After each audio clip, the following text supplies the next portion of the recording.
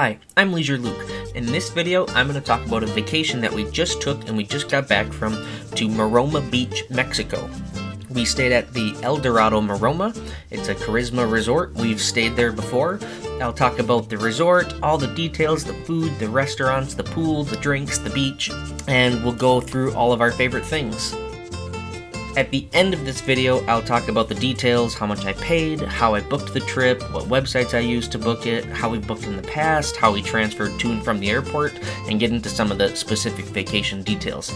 In a separate video, I'm going to talk about the COVID-related aspects that have changed for traveling. We haven't traveled for a year and a half. Before that, we'd traveled quite a bit, and I'm going to break down what traveling is like, how it's changed, and what I would do to prepare to travel in 2021. If you enjoy this video, give me a like, hit subscribe, and without further ado, let's go to Dorado Maroma Beach. My name is Felipe, welcome to Dorado Maroma. When we finally got to Dorado Maroma, we checked in here in this air-conditioned lobby. And just walking to our room with the warm tropical air and these beautiful, meticulously maintained grounds, you just immediately start relaxing, and our adventure is just beginning. Dorado has several different types of rooms that people can stay in. Last time we were in a swim-up suite, this time we were in a junior suite. All the rooms are great. I think we were on the bottom end of the spectrum this time, but we were offered up charges to stay in a presidential suite or over the Palafitos, and I'll talk a little bit about that later in the video, but everything else I talk about in the video does apply to everybody staying in every type of room. I took this vacation with my beautiful fiancée Amelia. We were both finally fully vaccinated and wanted a little adventure, but mostly we were just looking to relax. There are so many things that keep us coming back to this resort, but the thing that probably does it the best is the food. Dorado calls themselves a culinary resort, and they really go the extra mile when it comes to food. A lot of the things on the menu are delicious, and before every meal they ask if anybody has allergies or specific things that they're trying to do with their food. The menus were even marked for gluten-free, vegetarian, and healthy options.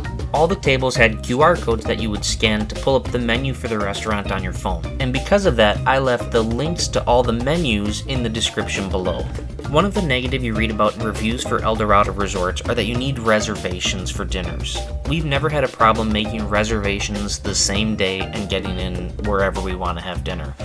Only 3 restaurants were open at a time this time, and they went on a cycle. So if you're traveling now while COVID and capacities are still down, you may encounter the same problem. If you were really hoping to go to the sushi restaurant, Kyoto, over and over again, that's not going to be available. So some downsides, but the food is always so good, you just won't be disappointed. This is Felipe. He was the bartender at Bar 24 2 of the days we were there. These are just clips of him making a guava margarita. He was using dehydrated fruits and cinnamon and bitters and all sorts of things to make this delicious beverage. The alcohol Karisma resorts serve is definitely authentic.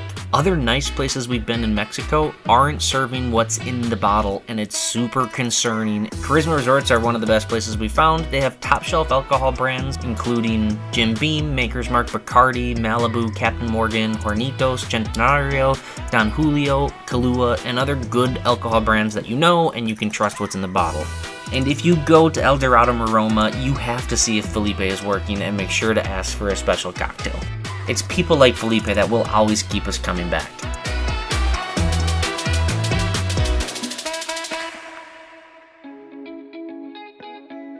Hello! Here we are, Leisure Luke and Amelia in the pool at Dorado Maroma, and it's excellent. We are at Bar 24. It is a beautiful day, currently 86 and sunny.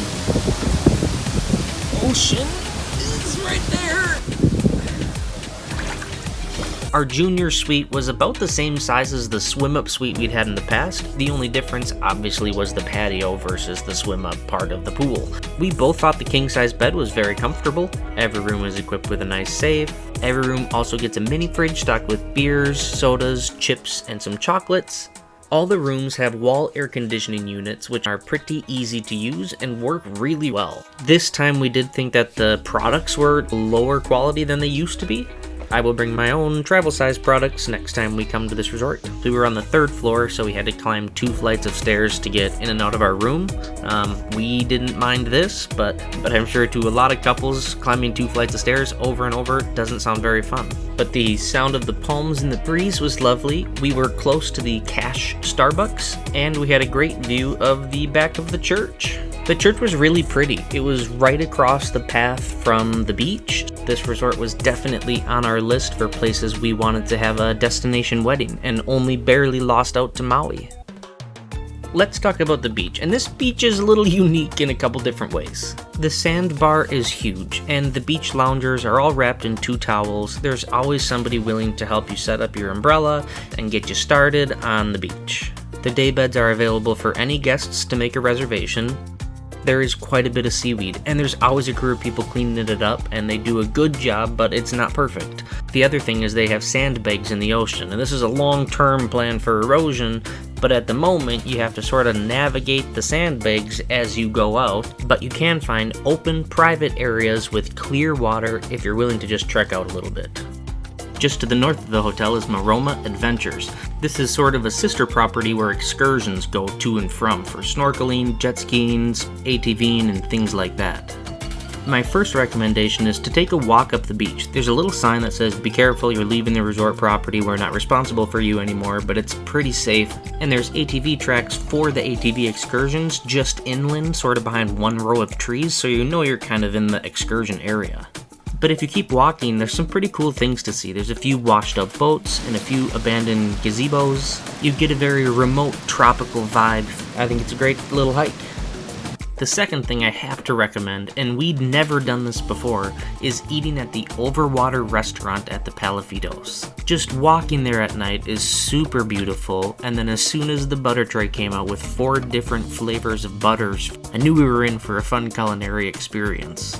We had lobster, sea bass, giant shrimp, scallops, salmon, and more, and it was absolutely delicious. The winner for me was the Chilean sea bass. It was one of the best things I've ever eaten in my life. This is included if you're staying in the Palafitos for free, otherwise there's an upcharge. That menu with prices is linked in the description below. Everything was presented with all these cute little details, and it really all tasted as good as it looked. Thank you, Melly, for taking me to dinner. My last recommendation is to ask around and see what's going on at Rick's Bar. Rick's Bar is on the 3rd floor of this building, which is kind of like between the main pool and the entrance to the Palafitos. A little difficult to find. They have live music, different kinds of comedians, magicians, singing, dancing. The shows may not be the highest quality, but they are all genuinely entertaining. And after a long day of swimming and eating, it's nice to just sit down and relax. After the show, they keep playing music. There's a pool table in the back of the room. The bar stays open. There's indoor and outdoor seating, so it's a pretty nice place to hang out at night. If you haven't figured it by now, we had a blast on this vacation. Everything felt perfect to us. It was beautiful and warm and tropical. The staff is super attentive, and the place never feels crowded. It's just a low-capacity resort to begin with, so it's a great place to go. And if you're concerned about traveling in 2021, they did all the right temperature checks, COVID tests, they had on-site testing that they sent to the airport in advance. Everything was very easy and very simple. Thank you very much, Dorado Maroma. You continue to be one of our favorite vacation destinations, and we can't wait to be back.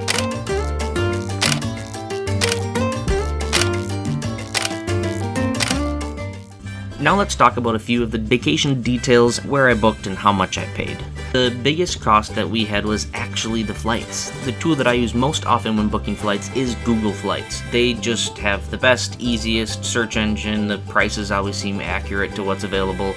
We ended up getting Delta direct main cabin flights from MSP to CUN Airport for $407. We were then offered upgrades to first class both ways for $94 per person.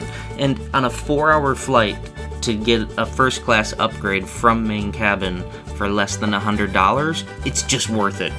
This time we booked through TripAdvisor, and I like TripAdvisor. They have the best reviews of any website, but I don't like that TripAdvisor advertises for you to book on these third-party booking sites that are sometimes sketchy, have terrible reviews, and terrible customer service. So just beware when using TripAdvisor. For this hotel, we paid just under $900 for 4 nights, which is an insane deal. Last time we stayed, we paid about $500 per night. I did have to purchase a $99 upgrade to be a TripAdvisor Plus member. I don't know what else that includes, but I can tell you more about that later. We pre-booked our shuttle with Happy Shuttle Cancun. We were super happy with their service. We've used them in the past. We were offered room upgrades during check-in. To upgrade from our junior suite to a swim-up suite was $150 a night, and to upgrade to a presidential suite was going to be $200 a night. We did also spend just over $300 this trip in tips. Tipping is included in the price of the hotel, but we choose to tip extra. Which means this is the total, complete, everything in expense we paid for this vacation. And let me tell you, I would spend this much on that vacation in a heartbeat. In fact, I would probably spend a few $1,000s more for the same trip and be extremely happy with what I got for what I paid. I hope you learned something. If you enjoyed this, give me a like, hit subscribe. Most of my videos aren't travel videos, but if you poke around my channel, maybe you'll find something that you like. Thank you for watching. We'll see you again soon.